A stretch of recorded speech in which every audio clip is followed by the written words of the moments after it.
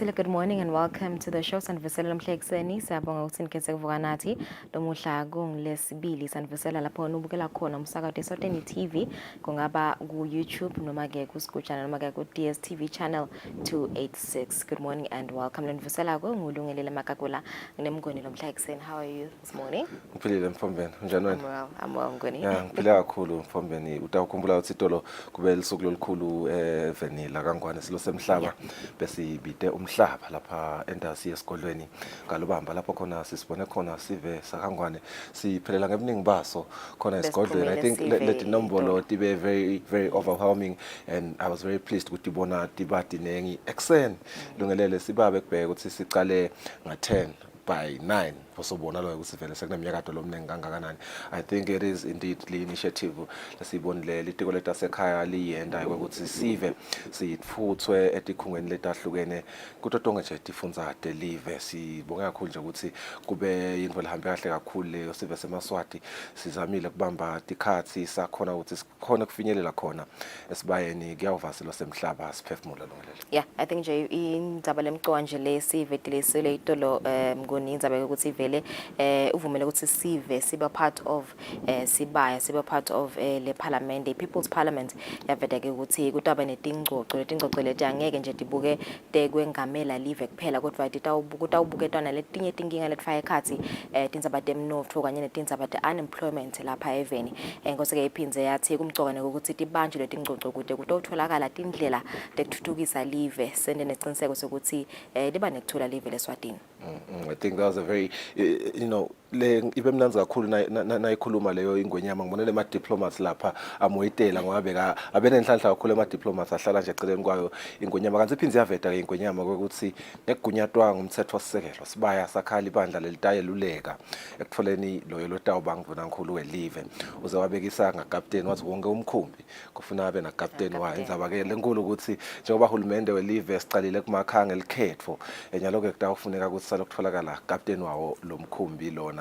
It was quite a beautiful moment indeed. Nasho kanjalo ingwenyama, a lot of people were wearing smiles. Phindze sagcizelela ke silo lungelele ekuthenini konke lekutawukwendeka tonke nje tinqumo letawuthathwa kufuna tihambe ngemthetho sisekelo tigayelwe iconstitution. Umthetho sekelo vele losigayidako konke lesikwenda njengoba nje lokubanje noma ke lokuyitwa kwalesibaya sifiso kungumthetho sekelo section 232 yeah subsection 1 yeah. So it's going to be quite an interesting week because ethembele ukuthi mhlambe tawuchubeka people's parliament kude kuphethe liviki sitawukumlene ukuthi itolo nje inkosi bese ibeka likomiti letawuhola letingcoco esibayeni kulamalanga nje lalandzelako kusukela lamhla ekseni inkosi ke bese ithi sive naso sikhululekile kuncoma abantu labatawuba ingcenye lelikomiti lelikomiti ke litawuphindza libonise ingwenyama ukuthi isibaya sitawuthatha emalanga lamangaki being considerate of the upcoming ingcwala ceremony.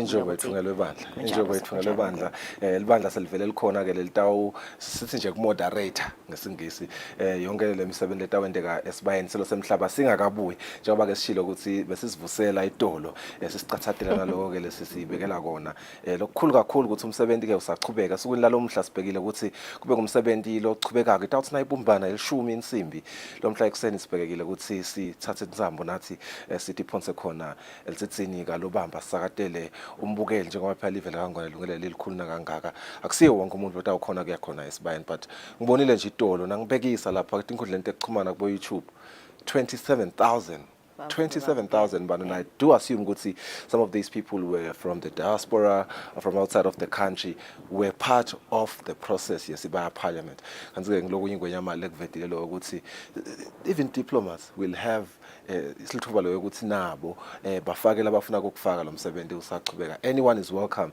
nalabo labaqhamuka eSouth Africa uthi tekugagogo la kusekhaya wonke umuntu utawukhona ukuthi abe neliphimbo lakhe. It is the people's parliament. It is an exciting week. We are hoping for a very fruitful one. Yeah, and of course mangabe awukakhona ukusibukela itolo we will replay inkulumo yaso silo lomhla ekseni, and of course siphinde sikhulumisane na government spokesperson Alpheus Nxumalo ngayo inkulumo yengwenyama kumanje sisibukele thamba embili kumaphephandaba.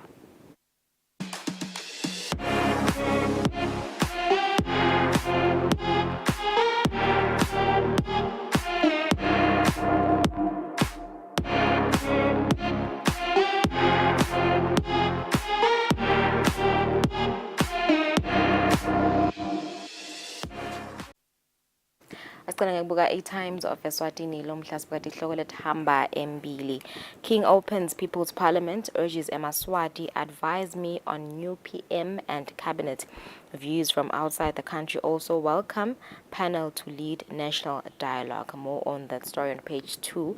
Kanti kuletinye hamba embili, 7 unrest victims granted permission to sue government. Kuletinye leti hamba embili, gruesome murder, couple accused of drowning newborn. Kanti kuletinye hamba embili, relative assaulted by MP loser and in a critical condition.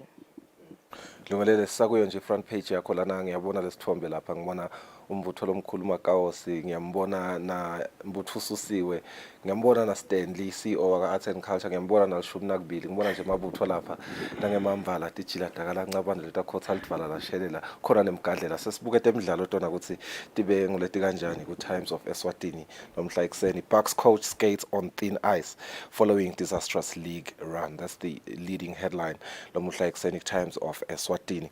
Kanti ke sisaqhubeka nato figures 100,000 emalangeni dream lives on. Eswatini's very own Justice Figueredo has an exciting opportunity to claim the coveted 100,000 emalangeni man of the match title in the thrilling Carling Black Label Knockout tournament. Kanti ke eNingizimu Afrika iKaizer Chiefs coach wayo Ntseki part ways. All right, your leading headlines on the Eswatini Observer this Tuesday. King opens People's Parliament, calls on nation to help in search for Prime Minister.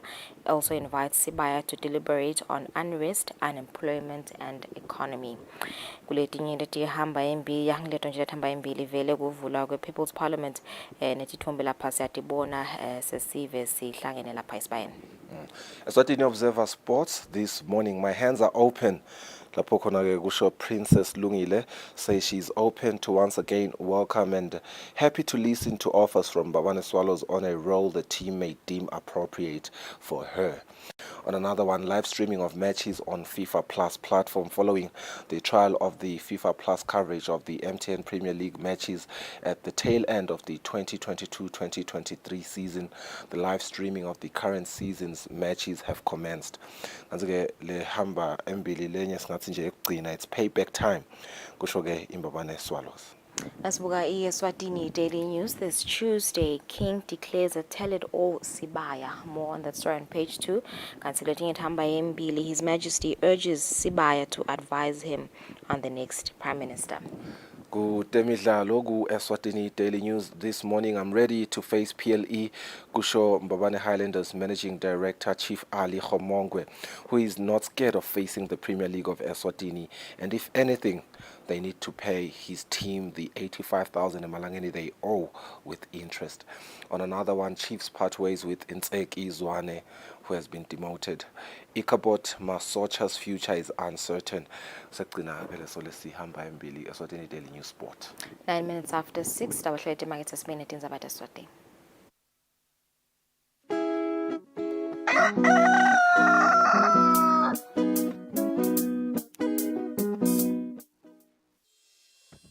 Umsakazo wetithombe iEswatini TV utibophelele kuhlonipha nekulandzela umgomo wetekusakata loweluswe libandla letekuchumana eVeni. Ngephansi kwalomgomo sitimisele kusakata tindzaba tenteya ngaleso sikhatsi tindzaba letide magama lacosheme letitsembekile letitsinza tonke tinhlangothi naletisebaleni kusukela kutepolitiki, tetemphilo, tekulima, tetinkantolo netemhlaba wonke jikelele. Siniletsela tindzaba njengoba tinjalo ngaleso sikhatsi letenteka ngaso. Kanzi kulomsakato siphindze sikulethele lonke luhlobo lwetemidlalo kusuka emidlalweni welibhola letinyawo kuye emidlalweni ledlalelwa ematafuleni kanye naleto letichamuka ngaphandle kwakuleli. Leti tindzaba lowutiletselwa ngumsakazo wetithombe iEswatini TV.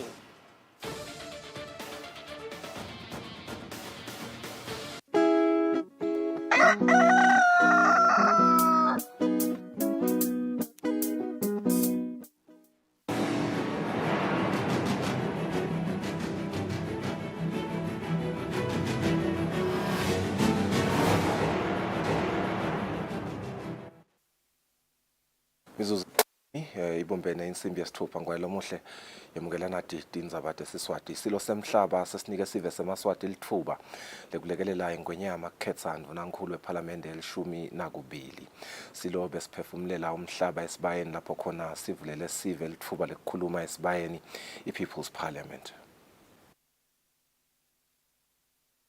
Ngesikhathi ingwenyama ibide sibaya ngenyanga yakholwane kulomnyaka yathi itawuphinze ibide sibaya ngemva kwemsebenzi welikhetho umhlaba ushiye tonke itinkhalo telive waphuma waphelela ngetinkane esibayeni esigodlweni elitsitsini njengoba sibaya besigcwele siphuphuma emaswati lebekachamuka edvute nakhashane bekalijabulele lelithuba leliyingcayizi vele lekutawukotsa lilanga sibaya siyingcenye lebalulekile emlandweni nasekuphileni kwemaswati ngobe ngulapho live lithatha khona tinqumo letibalulekile tekulisa embili sibaya besikathe sisingethwe na indlovukazi mhlekazi njengoba kuvakele injabulo lenkulu ngesikhathi indlovu yemhlaba ingena ngekhathi esibayeni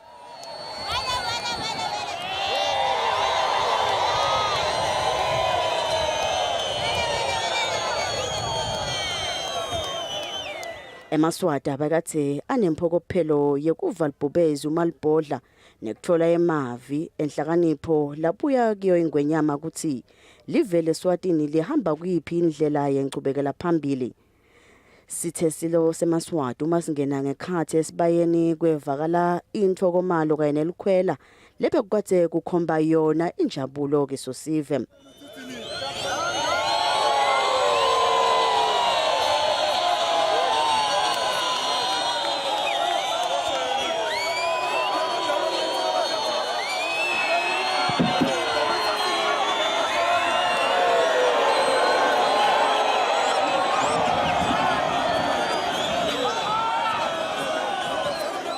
Selbhodla libhubezi lijumise kubumbana kwesive semaswati emikhosini kanye nasemsebentini yelive lebeyikade ikhona kulomnyaka ingwenyama seyinikete emaswati lithuba lekukhuluma esibayeni kulekelela ingwenyama ngekukhetha umuntu longiyena longasebenziseka kuba ngidvunankhulu welive bekunene ngithi tena ngibuka ukuthi ke ligama ngaba ngibani kwabona sangwe ukuthi awu njoba sibaya sithi ngesiswati si formisha part of kuba Eswatini National Council ngoba kuba ne standing committee or ama standing committees la ngathi maqoqo amabandla ngekwehlukana bese ke nesibaya sibe luleki bengosi labangayeluleka ingosi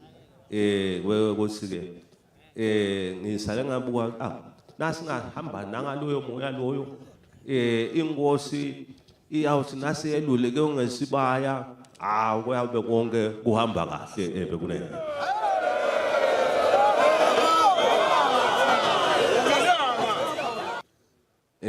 niyako ke nine bekunene ngengakambulala indvunankulu ngidawunikeda nini elithuba senibhunge seniteke la sibayeni niteke netindzaba letinihluphako bekunene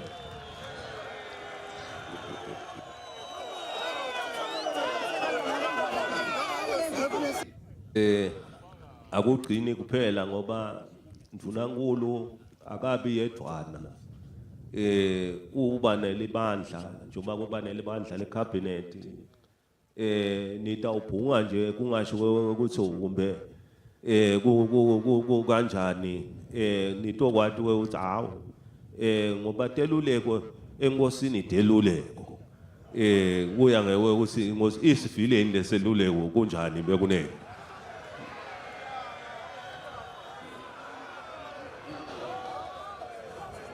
Imbubu yemhlaba ithi lonke eliswati libheke ukuthi libe ingcenye yalesibaya futhi sive sibheke ukuthi sikhulume ngako konke lesingafisa ukukhuluma ngako singabuki indzaba yokubekwa kwandvunankulu nje kuphela bekunene ukukhuluma kakugcini ngekubuka bondvunankulu na nelibandla lonke kuba nempilo ukuthi sinenhlala kahle sinekubuka leli kusasa ukuthi likusasa live singalimisa kanjani lokho kusho ukuthi ke ukukhuluma kubandi ningavele nivule nikwadi ukuthi lokho la enhlitiyweni ungaze uhlale netinto la enhlitiyweni ukuthi tidale nabo heart attack kanti kube uthi khwehlele ngase tiphumile leto tinto ukuthi konke lokula etinhlitiyweni lokuvele kulinyeva nitawuvele niphumele ebaleni nakhona lapho nivele niteke nje uba sibaya vele siteka tonke tindzaba bekunene.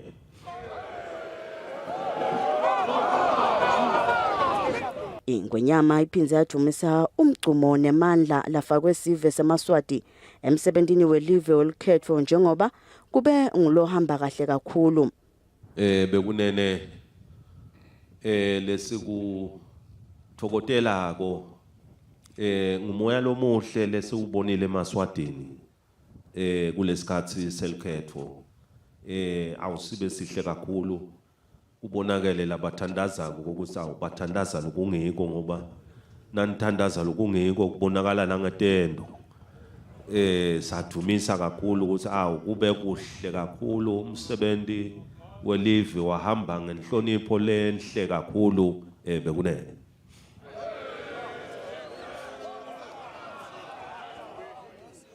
Bekunene sidumisa nalo libandla lebeli vele libuke wona lo msebenzi njengoba belihlangene libuke ukuthi sive sisebenta kahle esigabeni selukhetho ukuthi siyadumisa kakhulu libandla lisebenza umsebenzi lomuhle bekunene ubonakele lonke lebeliphumile kwaba kuhle kwaba njeyana bekunene. Labanye bebakhona bebafaya ekhathi sigodlo lobambe isikhundla sekuba ngidvuna ngikhulu boba betukhulu nemabandla labancusele emave abo kuleli kanye netinhlangano letibambisa live kutentuthuko. Sive sibheke ukuthi sikhulume esibayeni bese kuthi ngemuva kube sesicedzile kubeka lokho lesingakubeka bese ingwenyama seyiphindze iphefumulela wona umhlaba. Etindzabeni kubika Pholile Maziya esigodlweni alutsitsini.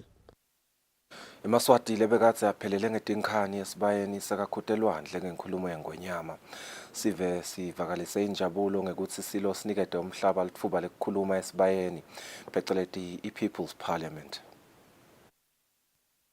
Sijabule kakhulu msakade ukuthi sisite enkosini yethu as the People Parliament elutsitsini si proud kuba ngeMaswati ukuthi ingwenyama nayisibitile asite la lo msebenzi uyaqhubeka ke eMaswati lamahle nakusasa sitaqhubeka site lapha sitobhunga siMaswati even lethu sakhwa kwethu. This is the real democracy of eMaswati. Sijabulile si proud ngengwenyama yethu ukuthi nathi asiletha le platform ukuthi sikhulume ngekukhululeka hayi ngecinzeleka linyeva uyalibeka ingwenyameni yalalela inkosi sithi sithembise sithi tawulalela ukuthi lokusiphatha kabi sive sayo yini ukukhuluma embi kwenkosi yakho ngekukhululeka hayi ngecinzeleka kwakhiwa live lenkosi. Siyabonga eMaswati lamahle sanikhuthaza ukuthi nakusasa. We are so excited kuva ingwenyama ikhuluma about the importance of reviving the economy. Siyajabula kakhulu naloko ukuthi nje ikhulume nekokuthi bantu ababuye babuthane kwakhiwe live because bantu nabangahlali bakhulumisane kubese kuba nema issues here and there, but siyabonga ukuthi namhla ingwenyama ikdemonstrate ukuthi iyadzinga ukuthi nakwakhiwa uhulumende kube inclusive of a variety of sectors. Siyabonga nje kakhulu. I was so excited nami ukuthi ngibe part of lo msebenzi lomkhulu nakangaka. Siyathandaza ukuthi shengathi uNkulunkulu angasita silive leMaswati ukuthi sibambane kuze ukuthi live lethu lichubeke neeconomy yethu iflourish. Siyabonga kakhulu msakade ukuthi awubayethe onwaphakathi umkhulu ingwenyama. Siyabonga kakhulu ukuthi inkosi ikhomba ukuthi yawathanda amaswazi nathi sile imnceleni sonke isikhathi siyayisekela lapha ikhona lokukhomba ukuthi hayi sive sayo inkosi yasithanda siyayithandazela nje ukuthi fanele sipho sayo liyasicela inkosi sokuthula fanele isithole lesipho sawo leso sithandaze lonke malanga lapho sithandaza khona ukuthi sithole siyajabula kakhulu nje mina vele ngikhuza nje libayethe ngithi bayethe onwaphakathi. Kuyingcayizi vele loku kwenteka cishe even leSwatini kuphela kulamaye emave info lekanjena info lengendeki esikhathini lesiningi kubongela wona nje Maswati. Ngampela into engenzeki kwamanye amazwe thina nje sisihamba nangale kunenga abafuna ukuthatha ngapha bakope bakusebenzisa eSouth Africa but ke siyabonga kakhulu ukuthi ingwenyama kunomehluko kakhulu lokwengwenyama yaseSwatini. Sonke ngathi nje siyabuya lapho sikhona khona lebo South Africa sonke isikhathi la kunengwenyama khona ngisali mina la kunengwenyama khona. Sonke isikhathi nje uyangibona la kunengwenyama khona la kunengwenyama khona yase South Africa yase Swaziland ungibona ngikhona khona njengokulalela iBhayibheli ukuthi asihloniphe emakhosi elive. Usho njalo uNkulunkulu omdala weyisuku. Manje siyabonga kakhulu nje siyadumisa siyahalalisa kakhulu engwenyameni. Solo nje ngisho njalo ngithi ingwenyama ngifisa shengathi kungaqhubeka phela njengoba isho ingwenyama ukuthi abantu abaqhubeke babe nokubambisana nayo ingwenyama. Mina nje nginokuthunga ukuthi ngaso sonke isikhathi la kunengwenyama khona ngifisile ngathi ngajinga phela ngibe khona ngoba ngingilomunye loLswati ngithanda yonke into lenzeka ekhaya eSwazini. Akusho ukuthi noma sesiphumile sesisemaqeleni solo siyozama lokho ukuthi masibuya sibuye ekhaya sikhona ukuthi simubudele sisho njalo nje sithi inkosi emhlaba lalabalwa nayo sinayo anoma nini nanini siyawusolo sisho njalo sithi wena ophakathi Ndlovukazi Mhlekazi. Umuntu ngacala nje kube kukhutha lwandle bayithe wena waphakathi wena ungangezintaba. Sibonga ukuthi umsakati seyikhulumile imbubo emhlaba sesiphefumulele sive kuyevakala ekunene ukuthi lokukhulu kakhulu njengoba sivile nje bebonga dwanza batelo khetho lelo hambe kakhulu luhambe kahle kakhulu futhi nalo wathinza abantu nemisebenzi emiye sibenayo nje live ngekwehlukana kwayo. Siphinde sibonge nje kuyo imbubo emhlaba ukuthi ithi noma kunjalo iyadi ukuthi nangabe kukhaya ukuthi kunembi kufuna ibe nemkhuzeli bela captain lesikholwayo ukuthi abantu ithi inkosi emhlaba awasemanike emaswati sekabhunge noma nayo afake leyo micondvo langayifaka mhlambe leyo micondvo lengenta ukuthi mhlambe sigcine sibona ngasithombe salolo wakhaya ukuthi kungendakalani yabeka nje kubekako esikujabule kakhulu ukuthi inkosi ivule etandla njengoba wathi nje live lilethe ihlobo nangaphandle kwale live kungasiyo lehlobo tete live kuphela nalamaswati nangalapha kuphosa phinza bengalesikhwahlande. Sijabule nje ukuthi nabamele emave abo ithi inkosi emhlaba noma awusiyo wala kangwane ngekudalwa noma ngebuve kodwa ungakhuluma ligama lelingenta ukuthi lelive liphile lokusho ukuthi ivula wonke umuntu akabeke la ngakubeka kukhanye ukuthi kuvakale ukuthi sive singathini sekungaba ngiko nje umsakadi ukuthi sisithalazela kona sikasiba singachubeka kahle thina indzaba yemnotho welive nayo intuthuko lokungikuthi wonke umuntu ufanele alethe ligalelo langaliletha njengoba wathi nje ukuthi konke lokufanele ukuthi kuthuthuka kwelive kudzinga economy idzinga donate imali fanele emaswati kuyete lemicondvo ukuthi ngabe vele how can we drive the economy mhlambe kona singareza nje ama funds kutama ukuthi siphusha wona umnotho welive nentuthuko nje large lese kungozi ukuthanazela ukuthi ungathi wekunene ngathi kuchubeka tonke inhlelo kungasiyo ke kuphela mhlambe mfana nemabandla nje lamanye kube nemaswati atawungena kube meaningful kuba khona kwawo noma ke loyawuthi nathole amathuba ukuthi ente asebenze elive kuba khona kwawo kuphatheke ikakhulu kubuilder lelive kanye nesive sayo emaswati ngilo kakhulu nje canco umuntu angagcizelela ke kucela nje emaswatini ukuthi emaswati akede sibayena your contribution noma ke lokho kufaka ligalelo lakho limcoka kakhulu kunenge lesingakubala kodwa nje mina ngiwathi lale ngufisa kakhulu ukuthi kusatodwa indzaba temnotho akutiwe nemaso yini lengentiwa lengenta ukuthi emaswati akukhona wakhe imali. Sive silisakasele kakhulu lithuba lekwethwalwa mahala ha tinqola leti tfutsa sive lebe siye sibayeni letikhishwe nguhulumende. Ngizike lesive sithi kuye sibayeni kuyindlela yemaswati lekufanele ukuthi nensha inamathele kuyo ingesuki kude itawufunza ngemasiko nemihambo yesive semaswati. Hulumende usigcinile sethembiso sekukhipha tinqola letitfala emaswati laya esibayeni. Emaloli kanye nemabhasi athethe sive kuletiteshi lebetibekiwe. Nasikhulumisana nalesive sibeke kanjena. Hayi kumnanzi kakhulu ke esibayeni ukuthi kufundisane inhlonipho nemasiko akagwana. Wesithupa niya esibayeni. Ngaqala nje ngisesemncane ke esibayeni. Ngiyathanza letindoda emaswati. Kozile isiko lethu. Isiko lethu ke lisifundisa kuhlonipha emakhaya nokuthi sithembeke. Ngiyajabula nje lamuhla ukuthi ingwenyama isibitile esibayeni siyokuva iyosiphefumulela ukuthi iyothini.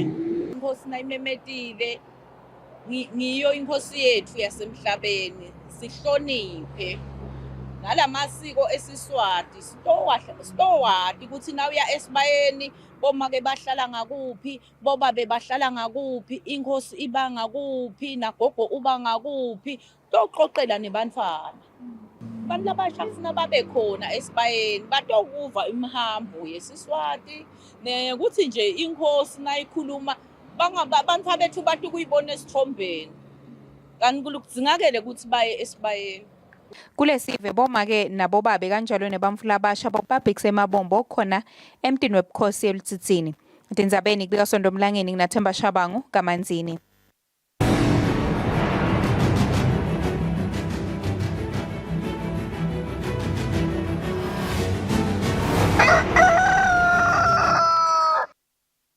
Kutemidlalo umceceshi welicembu le-correctional lemidlalo we-volleyball kubomake Mbuso Vilakati uthi noma banqomile kumancamo ema-series ku-Scorpion kodwa banompembe balomdlalo kudzinga ukuthi basebente kangcono ekudlaliseni lemidlalo.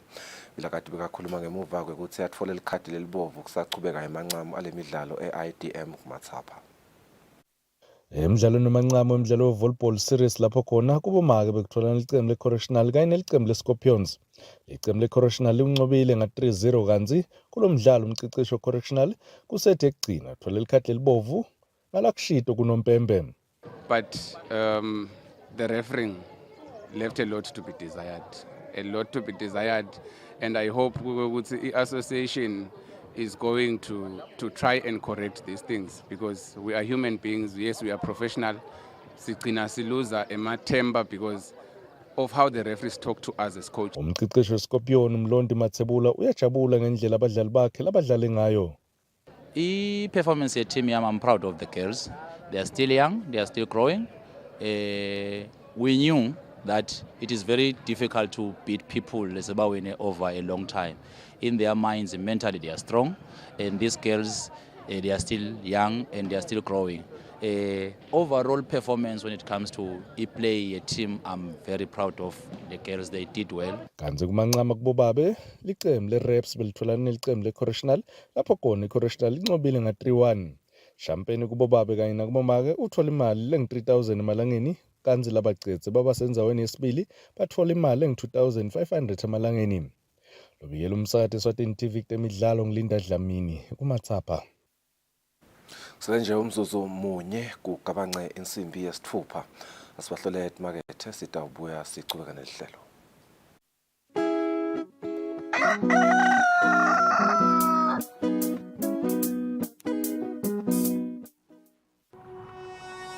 When you choose your adventures, you do so with an open heart and a desire for the unexpected. You embark on journeys to discover new worlds full of wonder. You choose a path to awaken your senses, a world to make you look up and realize just how inspiring this life can be. Arrive and awaken your heart. Explore life in ways only thought possible in your dreams. Discover just how far you'll go to expand your understanding of life's greatest mysteries. There's just one place on this planet with so much to offer. Now is the time for you to have the royal experience in the kingdom.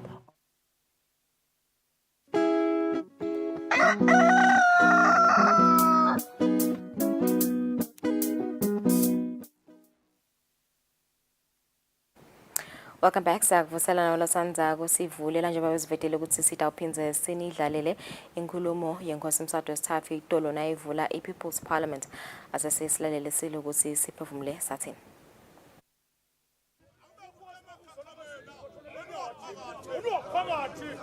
Baba kuyawusala kamsasa omnyama kunembuke kunesilwane. Unamagiyaka ndaba kunethelela enyathi kaShaka. Sibawuza simnyama nangemondo. Ngokolo danwa kithi wezimondo. Undo zamile ngobeni ngabenjenze sebange emsakandaba. Sebangama bethelela enyathi. Sebangama makakhamela. Umutse nguwe kuphela wena wekunene. Wena waphakathi. Wena waphume mbo.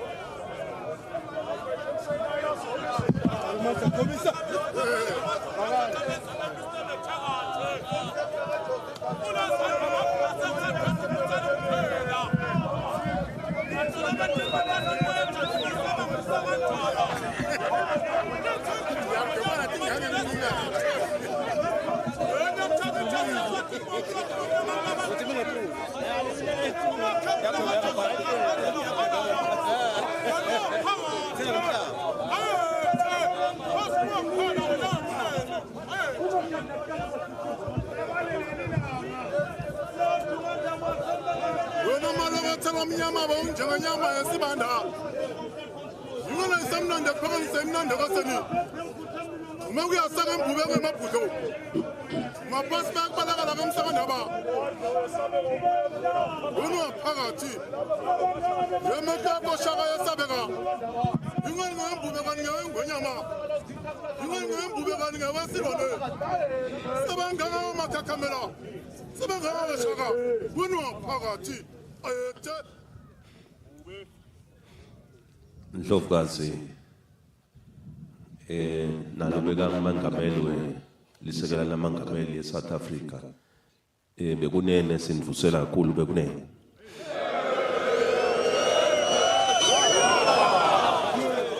Your Majesty the Ndlovukazi, the former president the former Vice President of South Africa, present here today.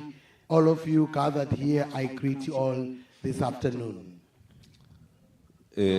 Bekunene siyajabula namuhla kuhlangana nesibaya emva kwemisebenzi lemihle lebeyendeka eveni solo ukukuhle kubonala ukuthi awulive lakhile lihle sibili bekunene. We are glad to gather in such a fashion here today after many wonderful activities that have been ongoing in the kingdom, and here we are today. Bekunene siyathumisa nesive kubonakala ukuthi awusiphume umgqumo wasuyabonakala mkhulu sibili ngilokuhle lokho bekunene nakutiwe esibayeni nibonakale usekela umhambo nemasiko sithi asikuthumise kakhulu lokho bekunene.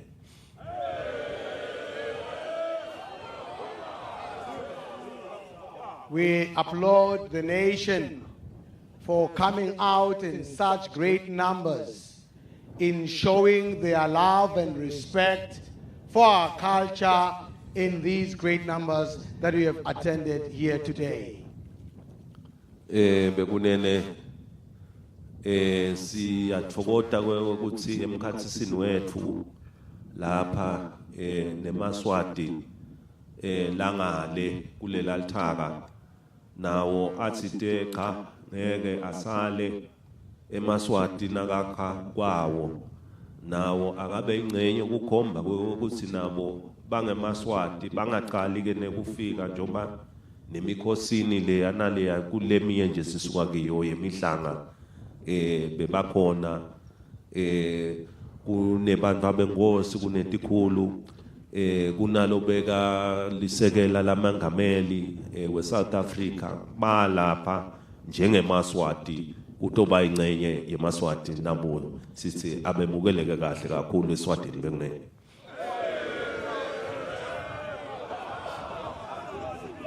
It is indeed a joy that when we are gathered in such a fashion, the Emaswati that are from across the border are also here today in their numbers. Amongst us here today, we do have the princes, chiefs, and the former vice president of the Republic of South Africa, who are not here just as a first instance, but they have been attending other cultural events as we have seen in times past. Bekunene lo njoba sibaya sibandi nalaba mele mave kuleli netive njoba nato nativa ukuthi kangwane kuyabonala ukuthi solo umkhosi uhlatshwe ngibebebe nabo baba khona sithi ke nabo abamukeleka kakhulu bekunene.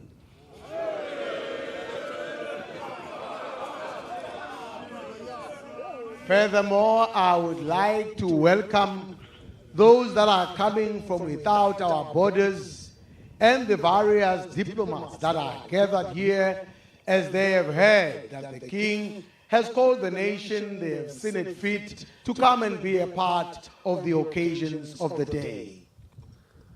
Bekunene sithanda kuthumisa lemisebenzi lemiyendi lesisuka kiyo bekunene imikhosi yemihlanga la khona imbali iphume ngeluthu lwayo nanayo yabonakala kusukela lapha eLuthini esigodlweni kuyafika embangweni esigodlweni nakhona kwaba kuhle kwaba njeyana awu imisebenzi lemihle kakhulu live iyalakhela leli bekunene.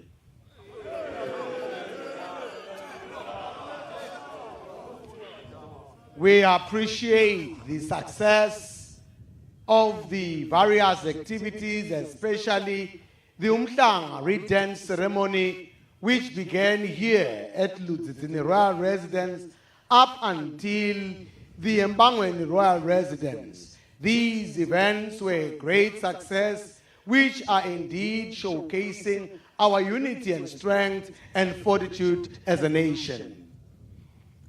Bekunene loku jabulisako kubona labasha imbali lensha lenye loyibonako ukuthi awuneminyaka usalekelelwa kepha luthando nenjabulo le bebayikhombisa nakusetshenziswa umsebenzi wemasiko kube kuhle kakhulu. Uyabona ukuthi emasiko ayasingena sibakangwane lokho kuhle kakhulu lokho njengoba sawaphiwa ngumvele nqandi ezulwini bekunene.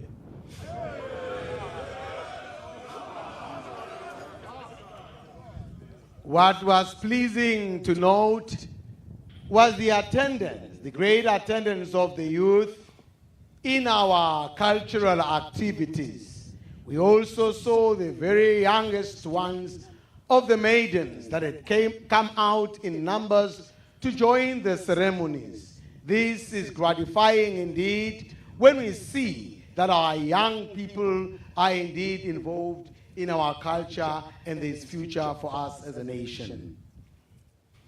Bekunene siyathokoza kakhulu ke ngoba nemsebenzi wemhlanga ulandzelwe imikhosi lewehlanganisa imikhosi lemibili umkhosi welusuku nemkhosi wakuthola masibuse eveni lokube kuhle kakhulu nawo wahamba ngemoya lomuhle kakhulu kwaba kuhle bekunene.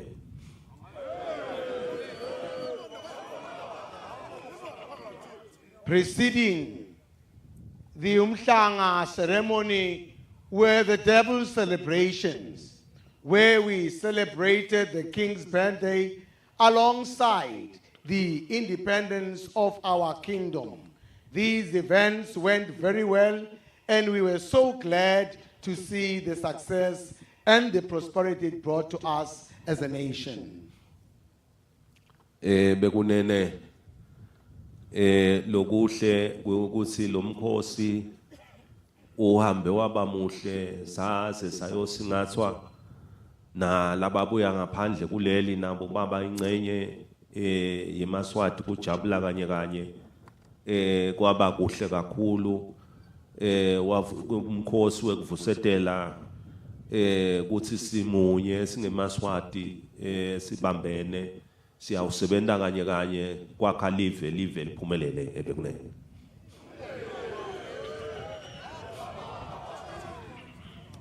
The extent of the greatness of our celebrations extended beyond our borders, such that those that were here in the kingdom to join us celebrate our distinguished unity as a nation came to join us and were part of our unity and our joy as a nation.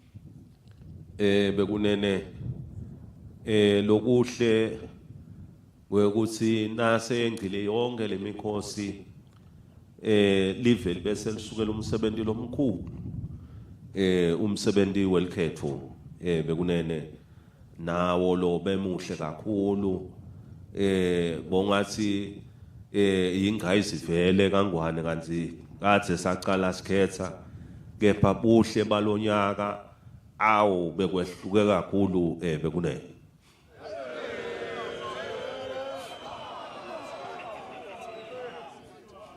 After these celebrations that we had and ceremonies, the nation then embarked on our national elections, which were a great success, as if it was the beginning.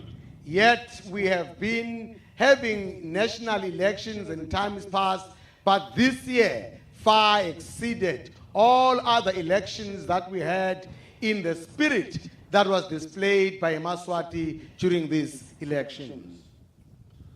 Bekunene lesiku thokotelako ngumoya lomuhle lesiubonile eMaswatini kulesikhathi selkhetho awusibe sihle kakhulu ubonakele labathandaza ukuthi awubathandaza lokungiko ngoba nanithandaza lokungiko kubonakala nangetendo sathumisa kakhulu ukuthi kube kuhle kakhulu umsebenzi welive wahamba ngenhlonipho lenhle kakhulu bekunene.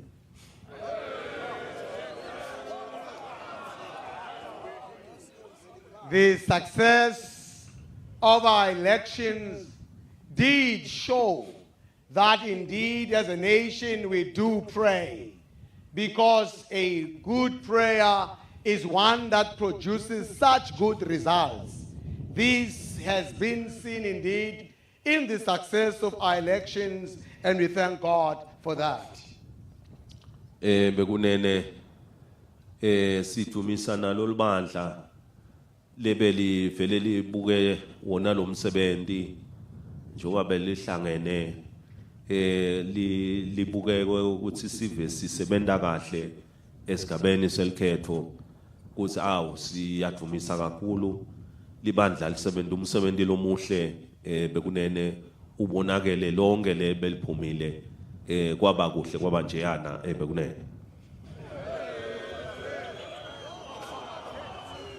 I'd also like to take this time in applauding the Elections and Boundaries Commission, which have played a splendid role in the preparation and conduct of the election since inception to completion to the time that we are at here today. They have really outdone themselves. Bekunene nembala na umsebenzi umuhle lo kujabulisa ukuthi baye bathi wena ulakhathi ugidza ngeke ugidze uphindze utishayele tandla nako konke lokho sithokodile ngoba bekunema observers lebe kakhona eveni labuya emhlabeni wonke jikelele kufaka ekhathi bo SADC bo AU United Nations Commonwealth nemave emhlaba ngekwehlukahlukana netinhlangano leto letiqhamukile tonke tito kwati ukuthi bakangwane kulomsebenzi labawendako ngabe benda lokunjani bekunene. As the idiom goes, that one can never beat his own drums. As a nation, whilst conducting the elections, we had the privilege of external observers who came to oversee our elections, starting from our various countries in the region and SADC and the African Union to the United Nations and other multilateral organizations that participated in the observation exercise in our election process in the kingdom. Bekunene ngilalele nabakhuluma ngekwehlukahlukana ukuthi awungabe batawuthini sesilalele ukuthi bathini bonke ngathi ngiyalalela free and fair kwaba kuhle ke lokho.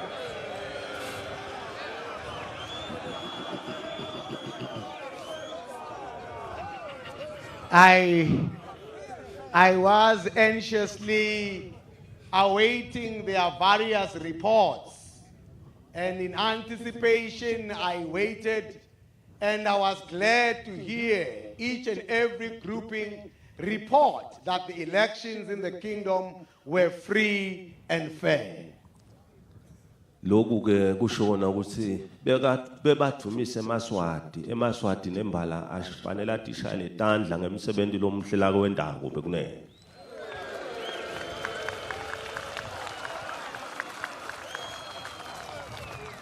The report was indeed an applause for the Emaswati for having done a great work, and you deserve to clap hands for yourselves for a job well done.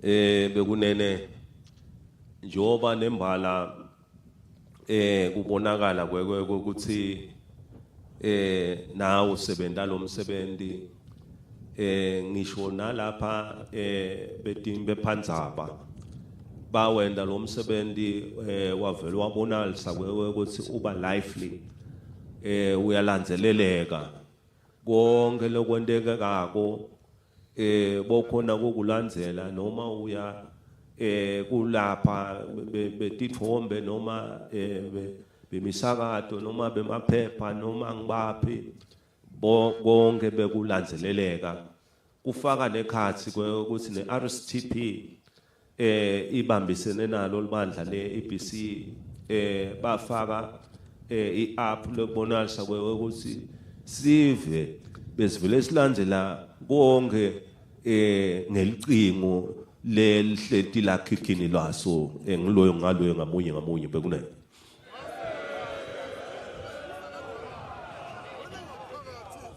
I would like to thank the role of the media during our election exercise. All media houses, social media platforms, and also the print media, radio, and television all made it possible for Emaswati and all international friends to follow the election process in the kingdom. Furthermore, the RSCP, in conjunction with the EBC, launched an application that was accessed through our various mobile phones in our pockets, which made it so easy to follow the elections, and everyone indeed was a part of our election process throughout. Bekunene ngingasho ukuthi nangibukela le app application beyibonalisa ukuthi iyalandzelelwa lapha etingcingweni nakubo mabonakudze yazi yangikhumbuta bengibukela lamanye ema-elections kulamanye emave iyakhulu lamave la le ngesheya la First World kwabonalisa ukuthi le standard lebese sisebenzisa la bese sivele siyi First World standard bekunene.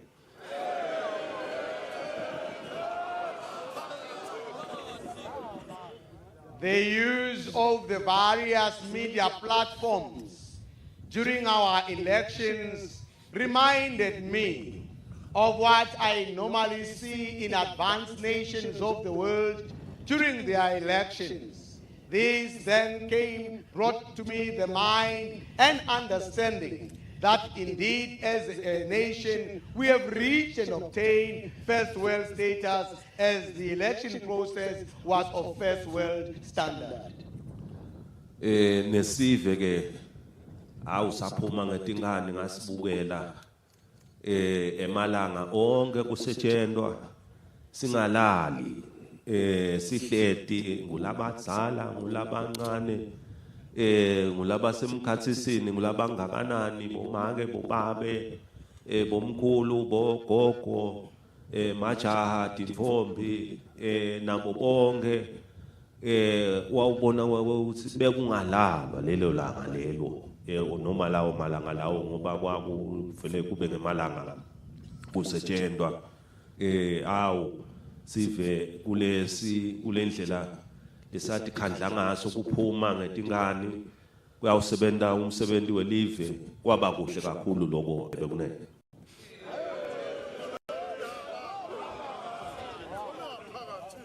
It was such a joy to see the nation come out in such might and force, regardless of age, gender, or whatsoever. I saw the young, I saw the youth, I saw the elderly, bogogo nabomkhulu, come out in numbers in not just one day, but also for all the days that when the nation was in participation in the election. Such needs to be congratulated and applauded that the nation did well. Bekunene lobuhle lobu kwakukuhle kakhulu ngangize ngibuke ukuthi ngabo 3 ekuseni ngithi ngiyabuka awubone amajazi lamakhulu solo bahleli kugadziwe ukuthi kuhamba kona yini kubonalise ukuthi kungaze konakala titiba awu kwaba kuhle kwajabulisa kakhulu nangiyibuka leso sithombe leso abese sihle kakhulu leso sithombe bekunene.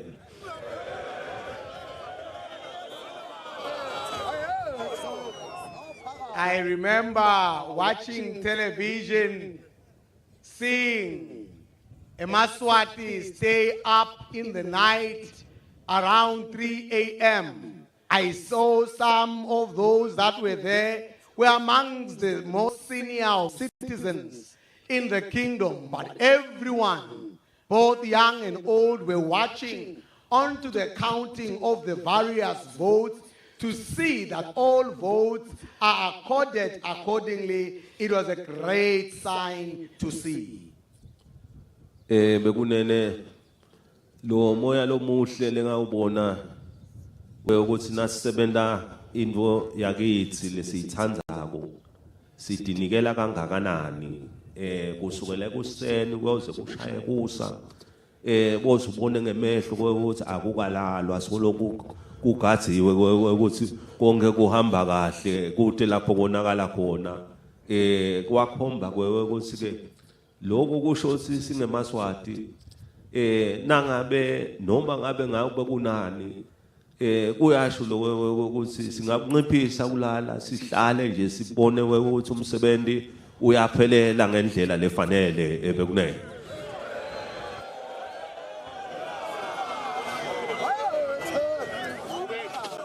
The commitment and dedication that I saw during the elections inspired me.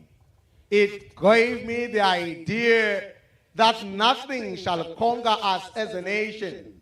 If we have such determination, we can overcome every challenge that can come up against us as a nation and take that same zeal we use during our elections for whatever that comes our way. Bekunene kulesi sigaba sasebenza kwaba kuhle sive umsebenzi lomuhle siyawudumisa kakhulu kwekuthi awusive sakhombisa kwafaka emandla kwaba kuhle nine bekunene njoba nalokuhle kuye kwekuthi nase kuphume ubonalise ukuthi usekuphume ema results noma imiphumela kwekuthi kuhambe njani besolo sibeke ke indlebe kuva ukuthi abe kumbukhona indoda awu kukhona lapho kungakahambi kahle khona kepha ke solo kusengakavakali lutho kusho ukuthi sithatha ukuthi awu ngilona loyo naye uthi awu lokwendekile wenele lapho akhona khona bekunele.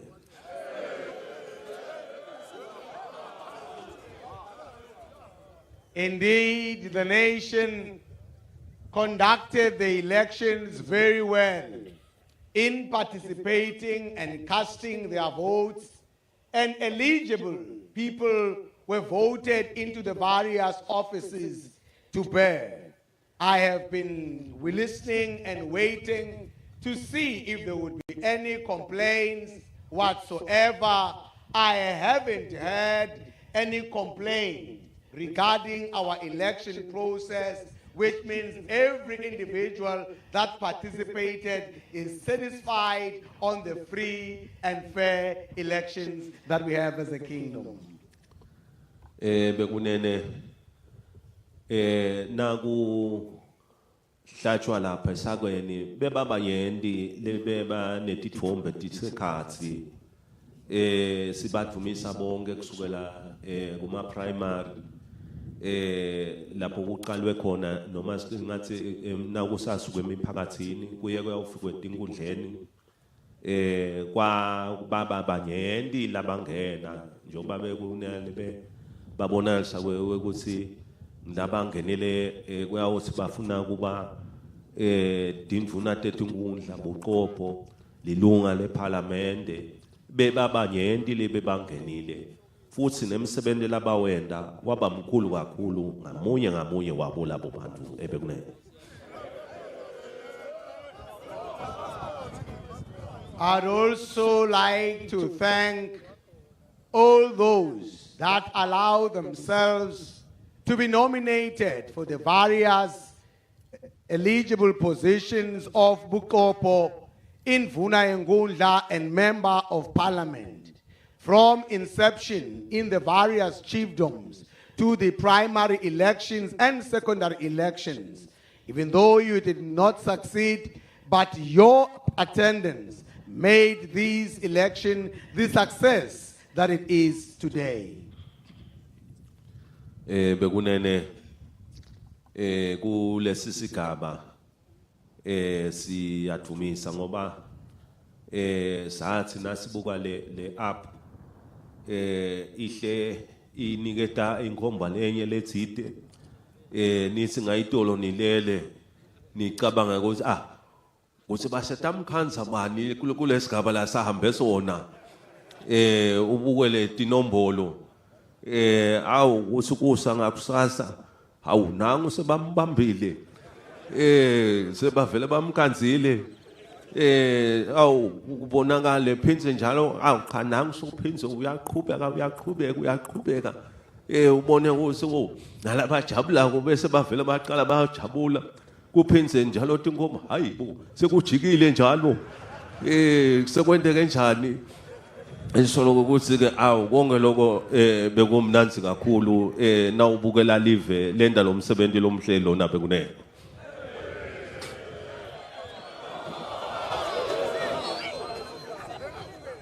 Watching the app was a thrilling exercise indeed, because at one moment, one candidate was leading and you went to sleep thinking no one will cover the gap that they have so opened.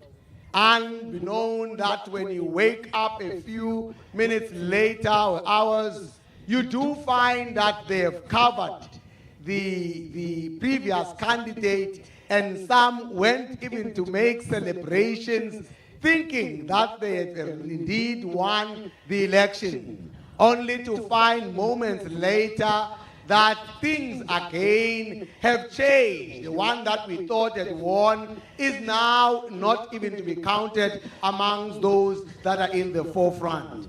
The following of the elections through the app was exciting indeed.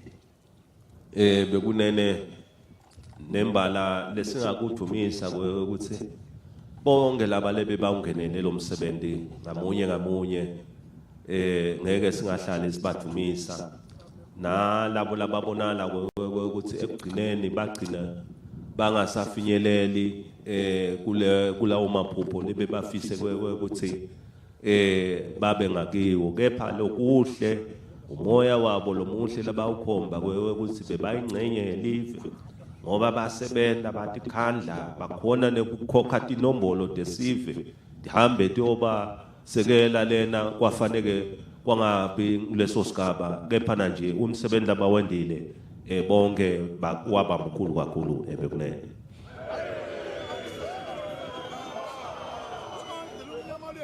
I would like to take this time to thank those that participated in the election process where they were nominated into the various portfolios.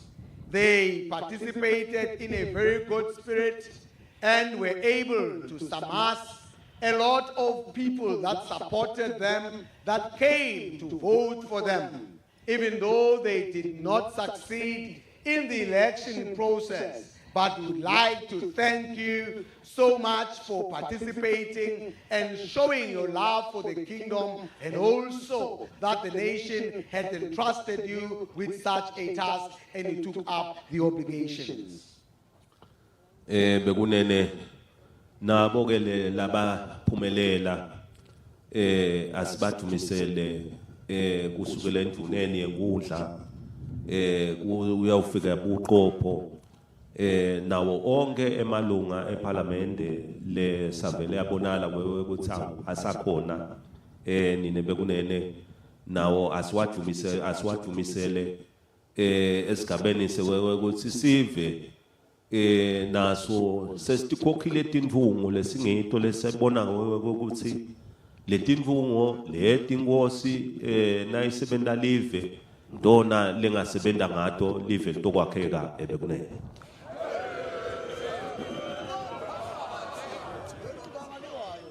I would also like to thank and congratulate all those that succeeded in the election process from Bukopo to Indvuna Ngundla up until the Member of Parliament, for having been able to win this highly contested election was a great thing to have.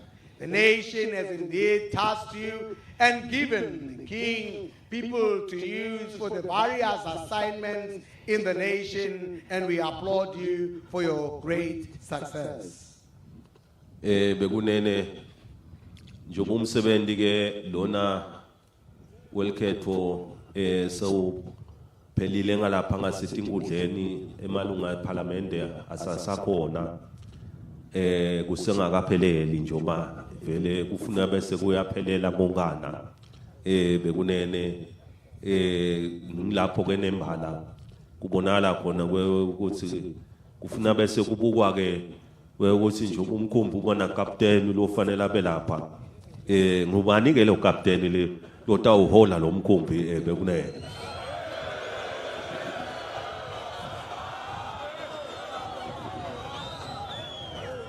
Since the nation has concluded the various election processes, we are now at the stage where we must indeed find the captain of the ship. The question that remains and begs is, who is that captain today? Bekunene ngoba into yonke nawe uyenda uyayithandazela nje ukuthi kutohamba kahle lembala nami ngithandazile ukuthi aw le ndvodza lefanele niyithole noma loyo ngithi nanginika abe nguye nembala lo uyawubona kusaka ukuthi cha utawukhona ukuqhuba umkhumbi wengosi uhambe kahle bekunene.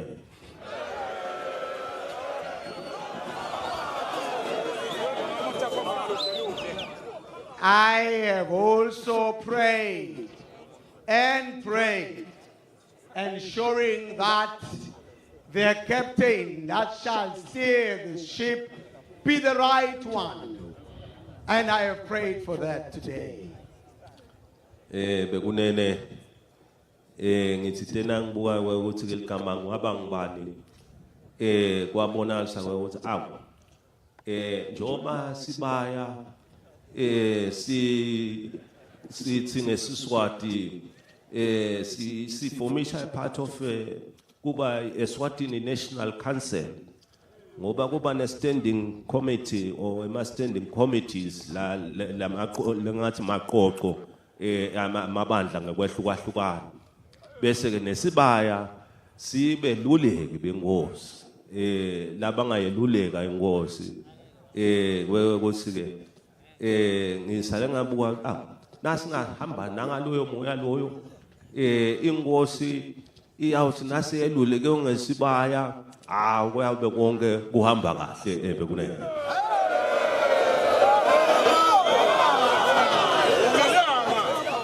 As I was thinking and pondering on the eligible candidates, I realized that the Sibaya in itself is a counsel to the king. As we know that we do have other standing councils in the form of Likoko and the other various councils that advise the king. I saw it befitting that Sibaya could also advise the king and be counsel to the king at this time. Niyabo ke nine bekunene ngengakambulala indvunankulu ngidawunikeda nini elithuba senibhunge seniteke la sibayeni niteke netindzaba letinihlupha bekunene.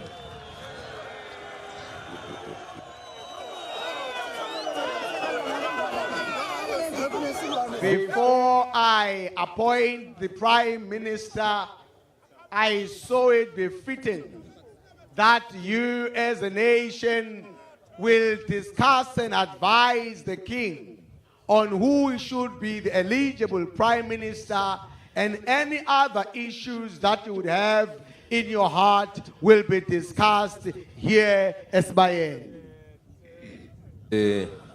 Akugcini kuphela ngoba ndvunankulu akabi yedwana kuba nelibandla njengoba kuba nelibandla lecabinet nitawubhunga nje kungasho ukuthi kumbe kanjani nitokwati ukuthi hawo ngoba teluleko enkosini deluleko kuya ngewe ukuthi inkosi isifileni leseluleko kunjani bekunene.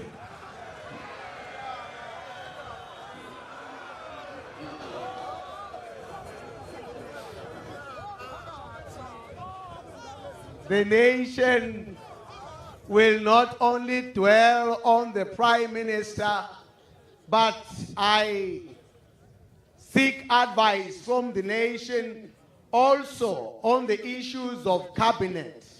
The advice that you will give to the king is advice, not necessarily prescription, but it's advice that the king may take if he has heard that advice as advised by the nation.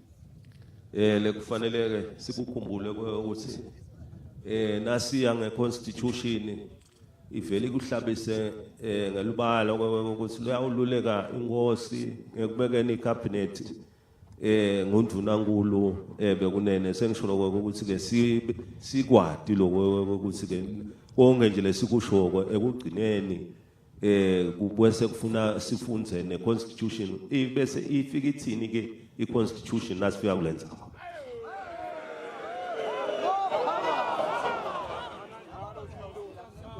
As we bring the advice to the king, we must be cognizant to the fact that the Constitution states clearly that the advice on cabinet selection will always come from the Prime Minister. So as we provide the advice, let us all know and beware that it is the privilege of the Prime Minister to advise the king. Bekunene kukhuluma kakugcini ngekubuka bondunankulu na nelibandla lonke kuba nempilo ukuthi sinenhlala kahle sinekubuka leli kusasa ukuthi likusasa live singalimisa kanjani lokho kusho ukuthi ke ukukhuluma kubandi ningavele nivule nikwati ukuthi lokho la enhlitweni ungaze uhlale netinto la enhlitweni ukuthi tidale nabo heart attack kanzi kube uthi khwehlele ngase tiphumile leto tinto ukuthi konke lokula etinhlitweni lokuvele kulinyeva nitawuvele niphumele baleni nakhona lapho nivele niteke nje uba sibaya vele siteka tonke tindzaba bekunene.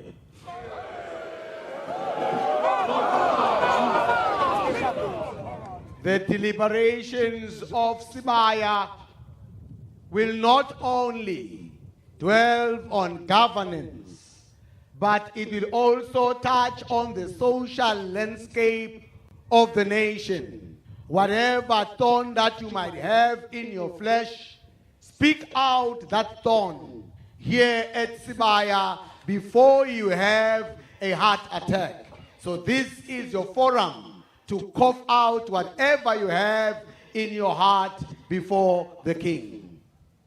Bekunene lapha ngivele ngatithuma tindvuna tibolungisa nepanel kubonakala nje ukuthi kungakhethwa amadvosa abe ngu7 noma ngabe ngu8 noma ngu10 akhulume kanye bese kubutwa nemibuto nako konke lokho kuhle ku deliberate ngetinto letinjengaleti kwakhiwe tindlela ukuthi nesive ke bese sithola tindlela tokubeka naloko ukuthi sihle sikuhlanganisa sibone ukuthi nasakhako yini lesingaphuma nako bekunene.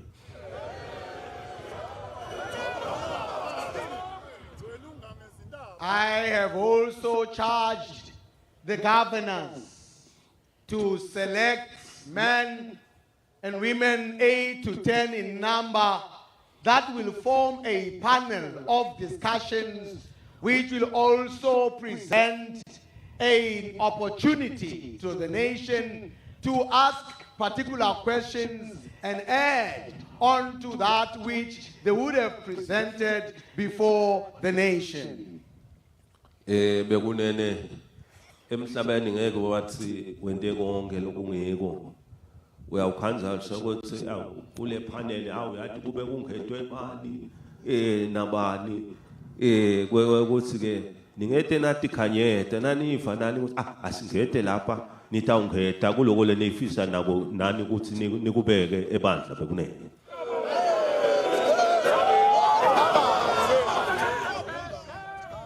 If for any reason you see that some faces are missing in the panel that would add value, you are allowed to also recommend names that could join the panel in order to add value to our discussion and nation at large.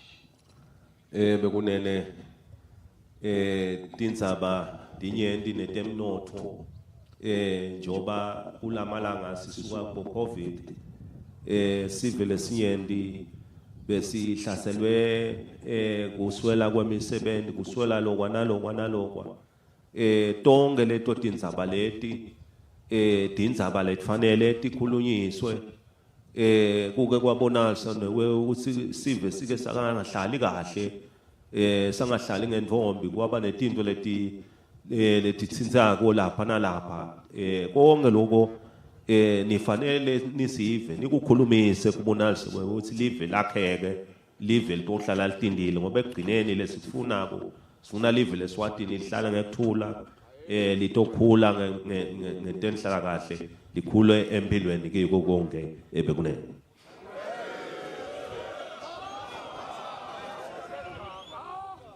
Above and beyond what I have said, I would like the nation to deliberate on the economy of the land.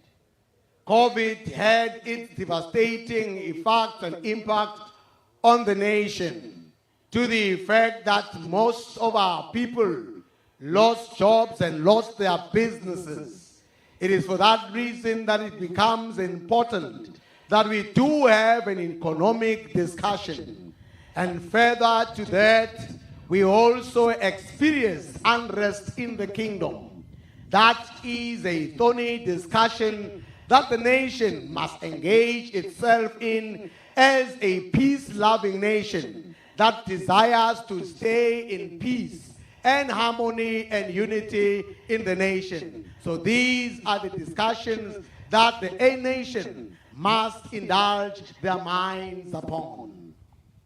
Bekunene njoba ke vele kuyimpilo yethu live sengidawo uva ngetindvuna njoba litawukhuluma likhulume libonale ukuthi nangabe sive sisesinyenti emalanga kubonakala ukuthi nawo ayalungiseleleka kwendelo ukuthi nalokunyenti kungakangeni ingcwala sibe sikhonile ukuthi sesikwendile bekunene kepha ke injobo sengishiyile libandla nalo sentawusale lishikila liphume bonaliso ukuthi liphuma nemakhambi latawulethe enkosini inkosi itochubeka yakhe live bekunene.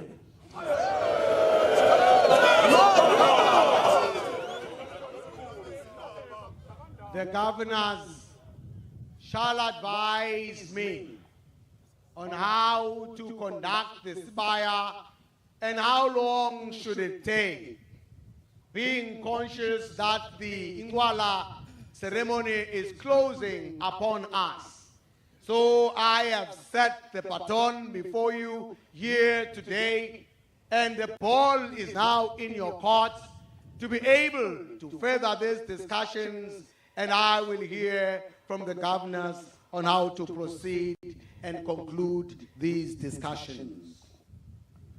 Bekunene ngalamagama sijabulile kakhulu kunibona nikhona lapha sithokota kubona kutho singemaswati nalabonala ukuthi angale akhumbule kagogo ngoba kwagogo lapha bekunene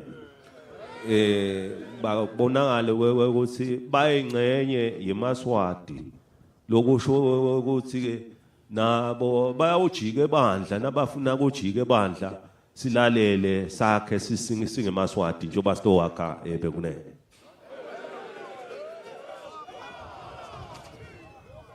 It has been such a great joy to see you all here today, especially Emaswati that have come from beyond the border.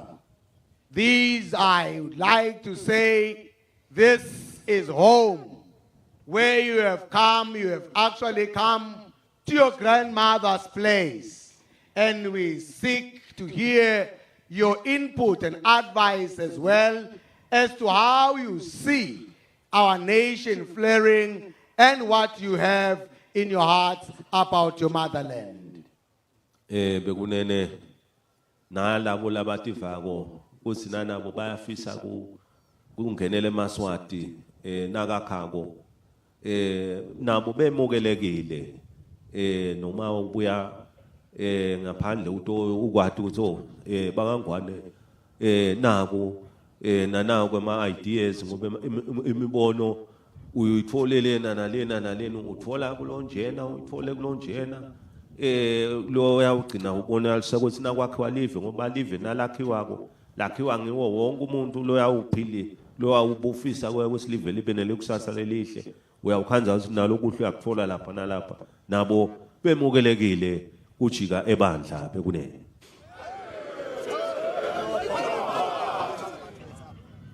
As the nation is building, we as a nation are open to all types of advice, even from those who are from without our borders here, who are not a Maswati, are able to advise us as a nation. Because when we build a nation, we seek all ingredients that shall enable us as a nation to grow and become the structure that we so desire. So we open our doors here today to all those that are from without our borders who have a word of advice and a caution to open up and be free to express that advice here Eswatini. Bekunene ngalamagama sekubo injabulo lenkulu kunibona nekunivusela namuhla nami sengidanishiya naso sibaya ntosale nichubeka sengiyawuze nginivusele nase ngibonalisa ukuthi nani senihlanganisile leningakhona kokeluleka enkosini inkosi tokuchubeka isebende ebekunene.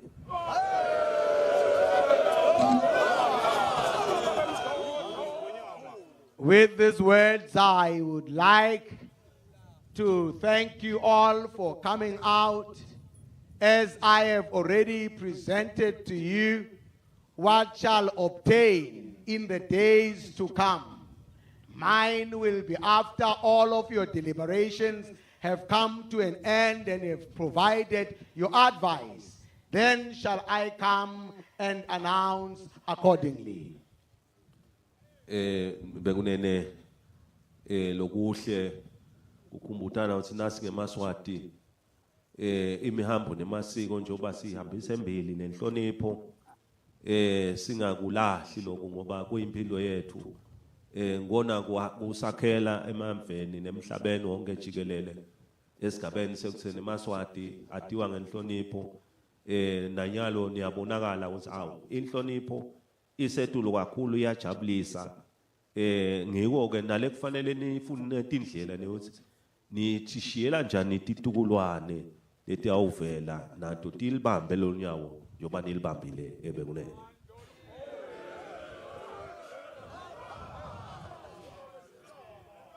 As I leave you to Sibaya, I would like to admonish you as a nation not to forget our cultural practices, respect and honor, which we are known for all over the world. I therefore charge you as a nation to continue in such a spirit as I have seen here today, Eswatini, the respect that you have shown and displayed, the unity and love that you have shown is gratifying indeed. This is the spirit that I ask that must continue to be the form and culture and structure of all our deliberations moving forward. Sengifisela umsebenzi lomuhle nendawo uqhubeka nokusebenta bekunene siyabonga uNkulunkulu asibuse sonke bekunene.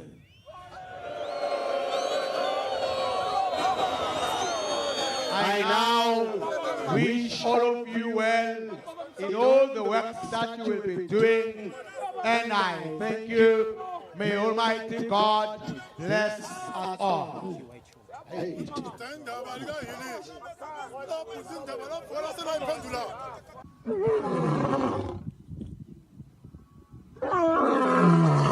wena ke shoba lenkuzi kangwane ingani limnyama lesabeka wena Mswati lo ingongoni emngonga kangani ingane lo wawuvusa kwethuka kwamagagula kadhokolwa ku labate bahlala buhlala uhlalo kwaye kwethuka bakagamane bakamnisi nangunamantsholo umangelo nophakathi layelala langakhawula itati ngizamqolo njengokushimali naye nabatalo yathi liyawuhlola kwengitshela ifuka emalangeni juba lakuthathalekisa ingilandi esikolweni unelefa wena Mswati wase uba indlaluselwa wase uyayibamba impeniseli ngisho lagwazana ngayo mkhwase gijima ubele yabhodla ngeshayo kwetilwandle kwatamatama livela Mswati timbi bataphuma kusakala lathi batacela emuzini lapha emdzimba tati bona ingonyama ehlale ehlula umbutho wena ngemkhombo elanga kangwane ingani ilanga laphuma etsheni lapha kankosikati tingabi sathe khane esafeni tagijima tawutekela bonini emakhaya inani banele baphuma bahlolwa ngetikhalate emaguma makho setive ngonyana lemunya lapho setibuya imbunga umvemvakisi waselusaseni awuhlali phasi wesabathi intuli hlitole emhlophe ngeuhlula emanga emadodza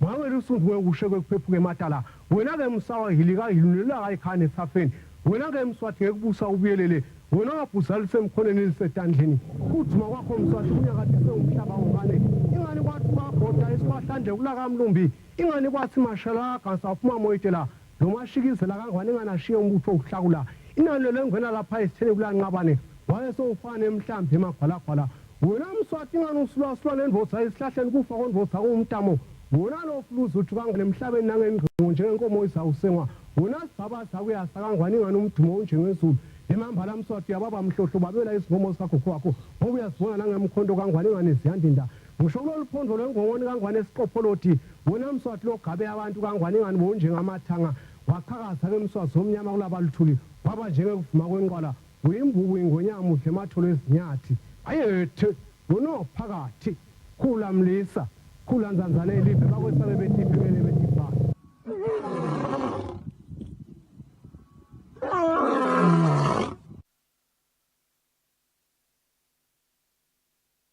Ya bonkosi bekungisoke silo semhlaba uma siphefumulela umhlaba esigodlweni esibayeni sukwini la itolo lungilele singatibala nje tinvo lesingasho ukuthi ingonyama beyingathi yadigcizelela inzaba yekuthuthukisa umnotho inzaba ukuthi live libe nekuthula insaye yayo ukuthi live libhekene nensaya yemathuba emisebenzi unemployment sithe tonke leti tindzaba leti lokufanele ukuthi tikhulunyiswe lapha esibayeni tase seyabuya lelibandla ngoba ivete ukuthi kunelibandla lebekile bekwengilo ekuthenini lisite kumoderator lomsebenzi. Yeah, I think lo injela kuvedile inkosi Mswati wesithathu indzaba yelkhetho success elkhetho wagcizelela ukuthi bekasolalela ama observers nakethula ama reports awo ukuthi no konke kuhambe kahle wazi washo ukuthi bekasolo eva nje free and fair ivedile ke inkosi ukuthi vele jabule kakhulu nange reporting yetintatheli talapha ekhaya Eswatini ngalo likhetho kanjalo nje nokuba khona kwale app khona ukuthi vele nayo beyisita sibisele ukuthi lemiphumela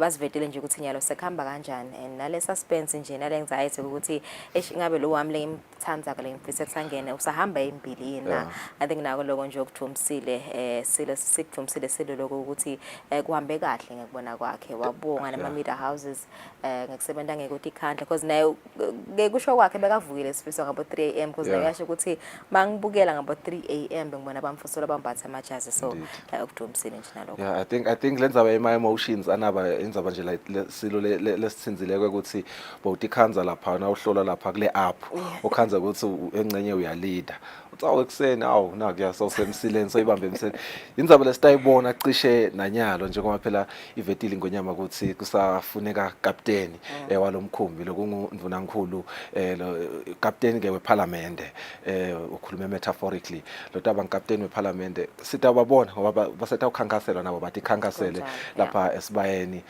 My emotions will still be high. Kahle kahle sifisa kubalanga leli very interesting because ngikhani sawubona labo labafisa kuba mhlambe engilo captain so sitabona and other submissions presentations other submissions yesterday I came across a young man I'm joking around ngithi awu siyakuvusela Dlamini okunene congratulations ukuthi udaba kule panel we joke around we laugh uthi ayomnguni ngeke kulunge kube ngibe kupanel ngiphethe nalibhuku nali ngifuna ukukhuluma labantu labasha but asinike ithuba ukuthakasele kakhulu ukuthi kuva ukuthi inkosi nake mambali yasho ukuthi eMaswati ataba nalolithuba ukuthi atibekele lokho lafuna ukubeka angafeli ngekhathi ngoba tatikhanza phathwa bo heart attack njengokusho kwaso Silo. So it's going to be interesting indeed to hear all the different views esive eMaswati. Yeah, seselapho nje sitawuseselekhefu nasibuya sidabe sicocisana na Alpheus Nxumalo, who is the government spokesperson, nje kuva imivo yakhe sikhulumeni sahulumende ngayo inkulumo yesilo semhlaba. Let's take a break, sabuya khona manje.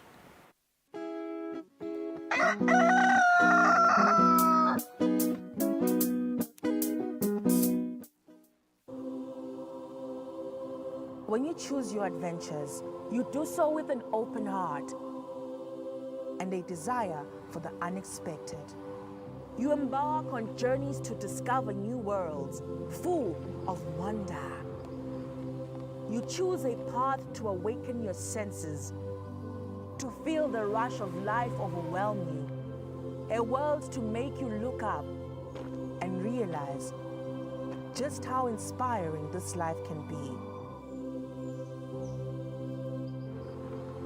You ask, and we give you the royal experience. Arrive and awaken your heart. Explore life in ways only thought possible in your dreams. There are but a few places on earth so special, so unique, and so spectacular, where it becomes the rite of passage for the ambitious travelers, the courageous souls, to all have the one and only royal experience. That day when you look deep into your heart and leap into an ancient world so very different from your own, where magic, beauty, and love are shared forever. Then you will have a royal experience. There is just one place on earth where the people make you feel a part of their kingdom, where you just might volunteer to awaken spirits, enrich minds, and work alongside communities to build, motivate, and inspire. This is truly the royal experience. When you dream of a different world, beyond the ordinary, beyond time, discover just how far you go to expand your understanding of life's greatest mysteries.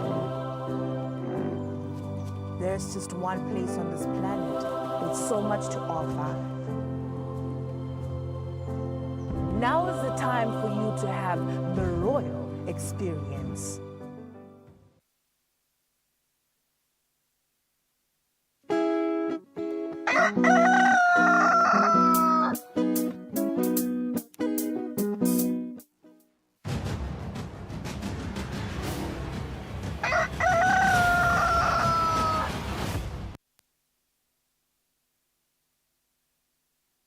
Asimze sinimukele sakuvuselana olosanza kusivulela besivedele ukuthi sidabe sicocisana na government spokesperson Alpheus Nxumalo kuva nje lokalanga kusho kulandzela ukuthi silo siphefumulelo umhlaba itolo sibayeni eluthi thina sekuvusele Nxumalo sabanga ukuthi benathi lo mhla ekseni sibonile lapha silo siphefumulelo umhlaba itolo sikhuluma nje ngetimvo letinengi sathumisa umsebenzi welibandla sathumisa umsebenzi londiwe tintatheli ngekuchuba wona umsebenzi welkhetfo saphinze sakhuluma nje nangetindzaba letinye fire cuts ukuthi kube nekuthula khona lapha eveni yakhuluma silo futhi nangendzaba yemnotho economy lapha eveni ngabe mhlamba usese lapho nje Mnguni nanicetha nje mhlamba kulalela inkulumo yesilo semhlaba tinkhulumo betithini nje siveni seMaswati ngokuthi inkosi seyivule nje People's Parliament seyinikete sive lithuba lokuthi naso sikhulume lokho lesifise ukukhuluma esibayeni.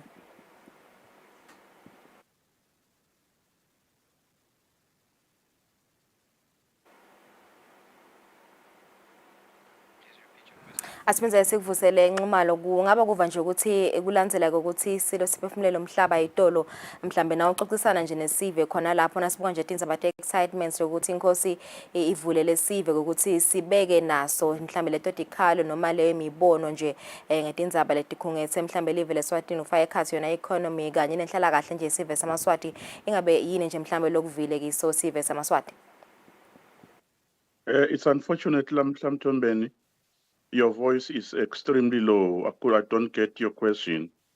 However, the request that I'm getting from you, lilanga la itolo lihambe kahle kakhulu Magagula njengobe sive sonke lebesibukela imisakato isakata inkulumo yengwenyama emoyeni isakata bukhome disibonele sive basivela bakangwane kwekuthi inkosi yabo ithini lo mhla ke lilanga lelikhulu ngoba ngila eMaswati aqala khona ama deliberations ukukhuluma ngelikusasa lawo nekulandzela ke ukuthi ingwenyama icelile ukuthi kube khona sive lesiyelekelela kuko ekubukeni labo labangaba ngema possible candidates to be appointed to the position of the Prime Minister of the kingdom, and both the possible names of those women and men, girls and boys who could possibly be also appointed as members of cabinet in the next government, if indeed that will be considered by the Prime Minister who advisor inkosi kwekuthi naba lababuye sibayeni lokuvakala kwangathi bangaba nebeligalelo esiveni lesikubonga komthombeni kakhulu kwekuthi ingwenyama ingayiconfine iagenda yesibaya kuloku lekubekile yaphinze yavula onke amagede kwekuthi siva sikhulume ngako konke lokuhlele tingqondweni nasenhlitweni taso kufaka ekhathi naloko lokubonakele itolo kuphose kwabeka livela kangwane engcuphini yekutamatamisa kuthula nesinako lokukhonsile kulelive the social unrest lesiyibonile ngaJune 29 2021 kude sivele sivinyelelwe kuko sisikhulu kukhulunyo lomhla naleyo panel okuthiwa ibekiwe emadosa lasiphohlongo lalishumi kuthi wesive sinelungelo lokufika yenwetshwe leyo panel kufakwe mhlawumbe nawe nje batafike basi ungena Magagula ube kuyo leyo panel kuze ukwazi ukuthi indzaba tonke itekeke kahle divakale ngelisiko lwakhona. Yevakala mngishothi vele lamhla vele sida prince siwabone mhlambe nalama presentations alabo mhlambe labafisa kuba bondvu nakho nje basilo sivedile nje ukuthi vele sitawudzinga lusito lwesive semaswati kude naso silo sitaweluleka ngaloyo latamncoma kumbe kusingetha nje sithombe selanga lanamuhla vele ukuthi kutakhethwa leli committee nje obusathe ukuthi likhethwe le committee ma presentations singawagatsa vele ukuthi angacala lamuhla lo mhlata ucala noma kanjani Mthombeni ngekulayita nangekukhomanda kwayo ingwenyama ngoba nalo lelo sibandlana lesigejana sepanel kuvakele ukuthi sesikhona kuleli bandla letindvuna takangwana letingitona tabe tichuba umsebenzi wasesibayeni lokuba khona nje ukuthi astu confinewa ngilawo madosa laphethwe ngiletindvuna ingwenyama letithume ku preside over lo msebenzi naso sive sinelungelo lekufika nje noma esicala khona lapho ukuthi ipanel siyayenweba naba labanye lesibangetako bese ke uyachubeka umsebenzi lomuhla kusuka lomhla Mthombeni kuya embili.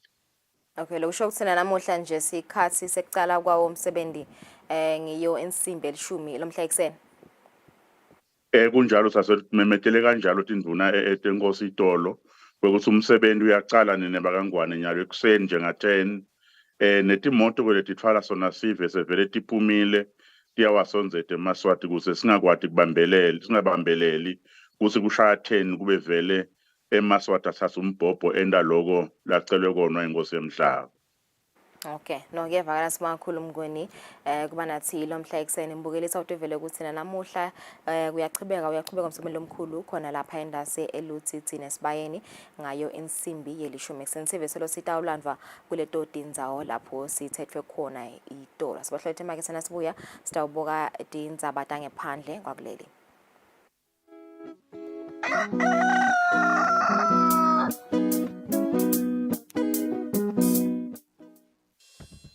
We at Eswatini Television Authority are committed to observing the Eswatini Communication Commission's Broadcasting Code of Conduct. Under the code, we are committed to broadcast news that is current, free from hate speech, accurate, balanced, and fair. From politics to business, health, agriculture, courts, and global news, we bring you the latest updates as they happen, when they happen. We cover all the sporting codes from the football pitch to the chessboards. This is Eswatini TV News.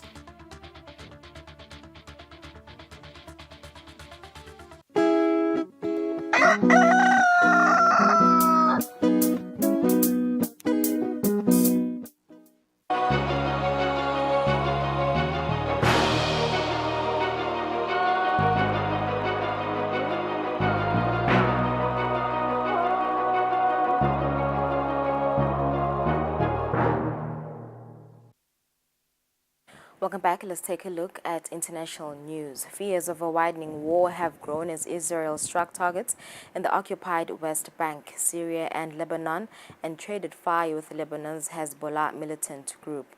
Last week, a U.S. warship shot down 3 cruise missiles and drones fired by Iranian-backed Houthis from Yemen.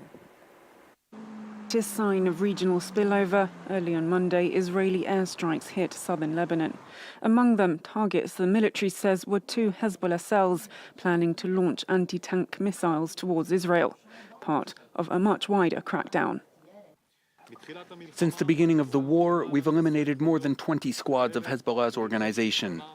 Israeli warplanes have also hit 2 airports in Syria on Sunday, and on Thursday the US shot down 3 cruise missiles and drones launched by Houthi rebels in Yemen. Hamas, Hezbollah, the Houthis and the Syrian government are all backed by Iran, often referred to as the axis of resistance that aims to eliminate the state of Israel. Tel Aviv's allies have also come under fire. Security around US military bases in Iraq is to be tightened after a spate of rocket and drone attacks, as the US steps up its presence in the region. What we're seeing is the prospect of a significant escalation of attacks on our troops and our people throughout the region. And because of that, we're going to do what's necessary to make sure that our troops are in a good position. They're protected. If any group or any country is looking to widen this conflict and take advantage of this very unfortunate situation that we see, our advice is don't. Both sides have warned of the threat of escalation as border skirmishes continue. Fears of a widening war have grown as Israeli warplanes have struck targets in the occupied West Bank, Syria and Lebanon in recent days. It has frequently traded fire with Lebanon's Hezbollah militant group, which is armed with tens of thousands of rockets. Earlier, Israel PM Netanyahu issued a warning against Hezbollah to not enter its war with Hamas.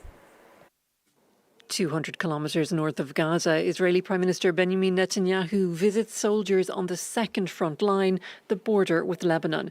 It's the site of daily exchanges of fire between Israel and Iran-backed Hezbollah, which controls southern Lebanon. For Netanyahu, this is not a diversion from the war with Hamas, but part of what he called a double battle, as well as crushing Hamas in Gaza, deterring its ally Hezbollah here. He had a stark promise. If Hezbollah decides to enter the war, it will long for the days of the Second Lebanon War. It will make the mistake of its life.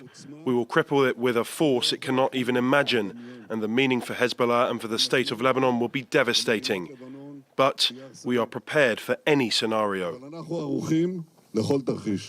Netanyahu was referring to the last major escalation between Israel and Hezbollah, a month-long conflict in 2006 that left more than 1,000 Lebanese people dead, mostly civilians.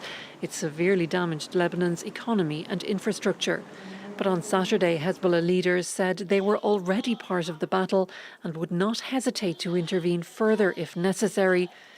Hezbollah delivered its own warning. I will offer advice to Israel and those who support it. You suffered a terrible defeat during the Hamas attack on October 7th. Be satisfied with that and stop so that you do not face another defeat because you continue doing what you're doing. You have no hope of victory.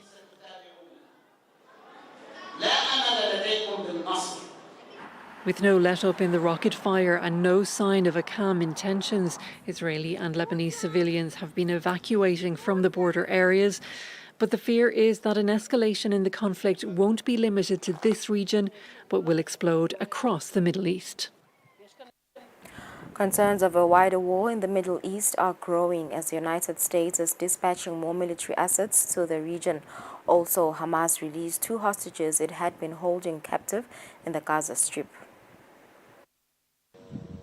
Israel's military has increased its airstrikes on Gaza, destroying entire neighborhoods, amid expectations of an Israeli ground offensive. Amid fears of a wider war erupting, White House National Security Council Coordinator John Kirby said attacks on U.S. interests in the region have increased. We know Iran continues to support Hamas and Hezbollah. And we know that Iran is closely monitoring these events and in some cases actively facilitating these attacks and spurring on others who may want to exploit the conflict for their own good or for that of Iran. We know Iran's goal is to maintain some level of deniability here, but we're not going to allow them to do that. We also are not going to allow any threat to our interest in the region to go unchallenged. On Sunday, U.S. Defense Secretary Lloyd Austin spoke to ABC This Week, saying the United States is boosting its military presence in the Middle East. And as you know, recently we've seen rocket and UAV attacks against bases housing our troops in Iraq and Syria. We're concerned about potential escalation. In fact, what we're seeing is the prospect of a significant escalation of attacks on our troops and our people throughout the region. And because of that, we're going to do what's necessary to make sure that our troops are in the good position. They're protected. Since the October 7th attack on southern Israel by the Palestinian militant group Hamas, killing more than 1,400 Israelis, Israel's strikes on Gaza have killed at least 5,000 Palestinians. The United Nations and humanitarian groups are calling for a humanitarian pause in the fighting. State Department spokesperson Matthew Miller had this to say on Monday. Any ceasefire would give Hamas the ability to rest, to refit, and to get ready to continue launching terrorist attacks against Israel. European Union Foreign Policy Chief Josep Borrell said Monday he believed the group's leaders would back a call for a humanitarian pause to allow aid to enter Gaza. Humanitarian aid continued to trickle into the Gaza Strip as 20 more aid trucks entered. But a lack of fuel for deliveries is threatening to halt the operation, with more than 2 million besieged Palestinians awaiting help. Tensions are on the rise over the past 2 weeks across the West Bank as Palestinians clashed with Israeli settlers. The growing violence came against the backdrop of the war between Israel and Hamas that started on October 7th when Hamas launched a surprise attack on Israel. In Ramallah's Al-Manara Square, another rally against Israeli occupation. Against the backdrop of the Gaza war, simmering tensions have again caught fire. Life is very hard here. For example, we can't go out because of the checkpoints and roadblocks, and we're constantly worried we could be killed at any time. Deadly violence has flared across the West Bank over the last 2 weeks. In the village of Kusile, the Wadi family lost 3 people to clashes with nearby Israeli settlers. Gunshots at the time can be heard in this footage. During their funerals the next day, Yasser's father and brother were also killed. What Yasser told us is that a settler who was in the car shot at his father and his brother, who was also driving. The settler didn't see that Yasser was in the back. We found the bullets in the car. My brother and his son Ahmed weren't affiliated with Fatah or with Hamas. That had no relation with Hamas. Ibrahim loved peace, not violence. The Israeli army has opened an investigation into events in Kusra. Less than half an hour away, Israeli settlers are digging in, fearing for their own safety amid the upswing in violence. Shiloh decided to teach his wife Nomi to use his pistol once the war began. This is a weapon I received from the army because of the security situation. It's for reservists, for those who haven't been called up. In my everyday life, I have a pistol. I don't usually walk around with it, but now I do. This is our land. I don't think the Palestinians should feel safe here. It's always been the Arabs who start by killing Jews. Always. According to Israeli NGO B'Tselem, which documents West Bank violence, at least 98 Palestinian families have left their homes since October 7th. About a dozen trucks carrying desperately needed aid, the third convoy in 3 days, arrived in Gaza from Egypt on Monday through Rafah, Gaza's only crossing not controlled by Israel. The flow of aid, however, is deemed too small and too slow by humanitarian groups as too small and too slow. This is Al Arish Airport in Egypt's North Sinai, where Qatari and Egyptian Red Crescent workers are unloading desperately needed supplies for Gaza. Today, Qatar Fund have sent medical aid and food items for our brothers in Gaza. Estimates say at least 2 to 3 planes are arriving per day, with aid contributions stretching across the globe, from countries such as Japan, Britain, Tunisia and the European Union. The airport is approximately 2 hours away from the Rafah border crossing, where the first trucks have been slowly trickling in since access was made possible on Saturday. The supply that came in is almost nothing. I'm sorry to say this, but it's nothing compared to the needs. 95% of the water on the Gaza Strip is non-drinkable. Even this was the case before the war. So now what we have, when we talk with the people on the ground, and we talk to them every day, like several times a day, even our own staff, they say that they start to drink non-drinkable water. They start to drink salty water. Humanitarian groups and civilians are warning that the situation in Gaza will escalate if aid is not accelerated. Nearly 1/3 of the population was food insecure before the current crisis. Now, people are displaced from their houses and hundreds of thousands are cut off from essentials. Even 1,000 or 2,000 trucks are not enough. The situation is catastrophic. The city doesn't have food, water, medicine, or even electricity. Nearly no life, and above all, constant airstrikes for 24 hours. The Israelis don't calm down or have mercy on the people.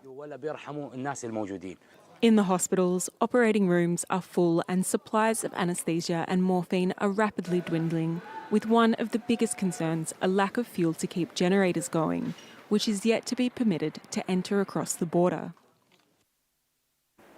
Economy Minister Sergio Massa stunned on Monday by finishing first in the opening round of Argentina's presidential election, reflecting voters' wariness about handing the presidency to his chief rival, the right-wing populist Javier Milei, who upended national politics and pledged to drastically diminish the state. Having collected 36.7% of the vote, Massa will face off Milei, who collected 30% for a second round on November 19th.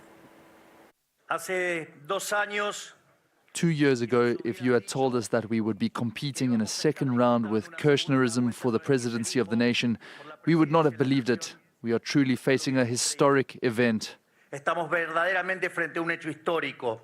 Milei and Massa will face off in a second round November 19th.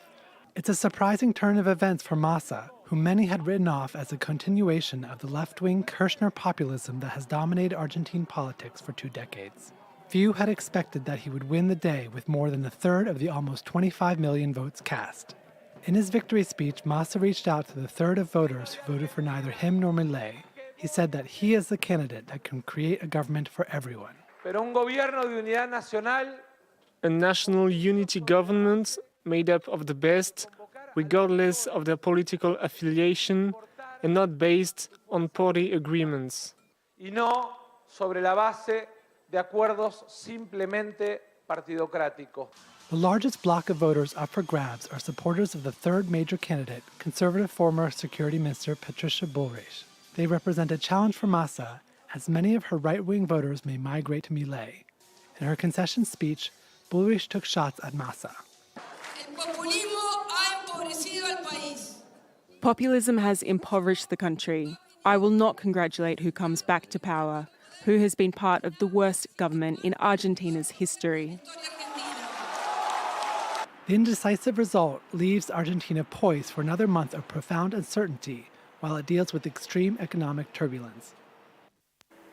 Zimbabwe has natural resources that include nearly 40 different minerals and one of the world's largest deposits of diamonds, yet the vast majority of Zimbabweans continue to live in poverty. The Marange Fields of Zimbabwe is home to one of the world's largest diamond deposits. The precious gems were first mined here in 2006. The government-owned Zimbabwe Consolidated Diamond Company says it is working to increase production so that all citizens can reap the benefits of mining the gems, according to spokesman Shuka Chagonda. And I'm sure we are doing this by way of making sure that we contribute to community development, be it in terms of employing locals, also infrastructure development, sport and recreation, as well as general amenities, which is quite good. And we are also extending to the province. But the benefits have yet to reach people living nearby, says resident Atro Mshangwiza, who has lived near the Marange Fields his whole life. In this diamond mining area, there is a problem. Children are missing school because their parents are failing to pay fees. We hope that the diamonds can benefit the local children more through schools in the diamond mining area by reducing fees or paying their fees. That's our major concern, so that children have a great future.